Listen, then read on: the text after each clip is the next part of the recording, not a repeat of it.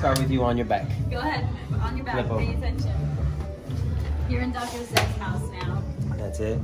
TLC for your spine. And we have our guest from New York, nurse in the making, about to get her first adjustment, guys, and you guys get to watch. Kind of scared. You ready? I don't know.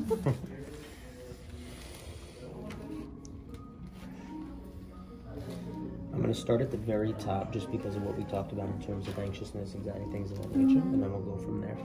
Oh my God. Yeah. Take a deep breath. I'm going to come across here. This hand's going to come across like that. Lift that shoulder up.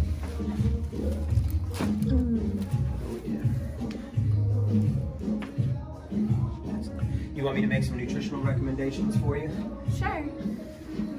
For that eczema? Two things I think are very important for you.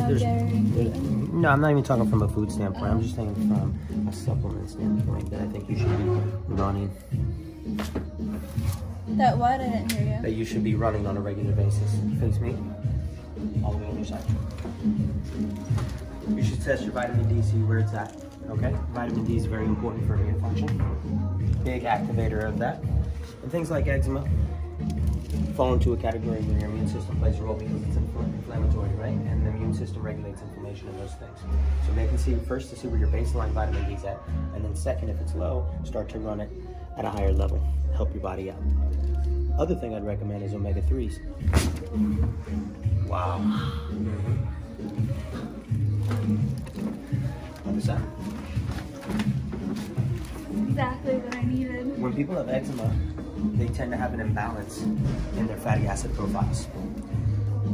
Yeah, 100% of the time. So what I mean by that is you have omega-3 and you also have something called an omega-6. You have more than that too, but most of the time with things like eczema and autoimmune issues, the omega-6, the ones that are more pro-inflammatory, which means they create inflammation or they sustain it, is way too high. And the omega-3s, which are anti-inflammatory, are way too low. So you have to flip that on its head. On your back. Make sense? Yep.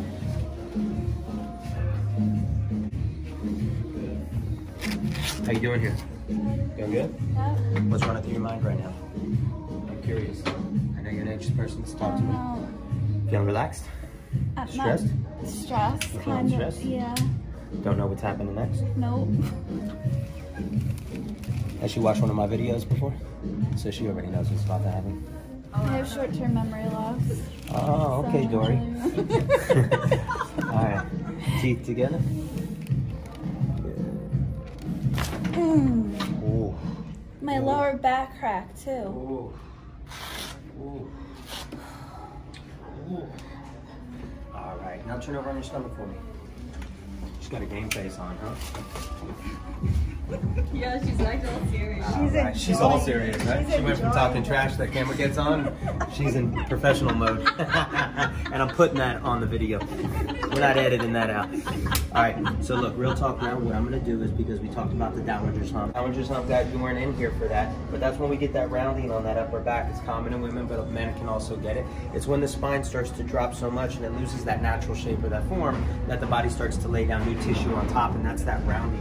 So now that I've adjusted and we put the movement back in, I'm gonna get right on this area.